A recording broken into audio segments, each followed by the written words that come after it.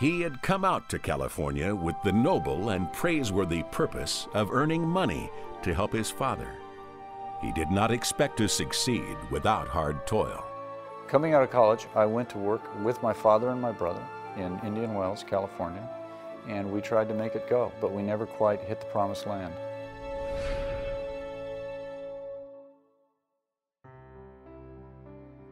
I was born in Phoenix, Arizona in 1957. When I was very young, I thought my father was well-to-do. He was a manager, and his specialty was opening resorts. So they would move him from resort to resort. So by the time I was in 8th or 9th grade, I had been in so many different states or so many different towns that I felt like that was a badge of honor. We lived a lifestyle around these resorts that made me think that I was rich. It wasn't until I got into junior high and high school that I realized that we weren't. My parents didn't have any savings. We didn't own a house, and we weren't ever quite certain where we were going to be in the future. I had 8 brothers and sisters, and that was a heavy overhead for him. I saw early on that any personal career goals or even college that I wanted to achieve, I was going to have to do on my own. And I had multiple jobs. In my first early years in college, I was a waiter in a restaurant. And I will never forget the realization that having a job working for a restaurant organization was not going to enable me to achieve my dreams.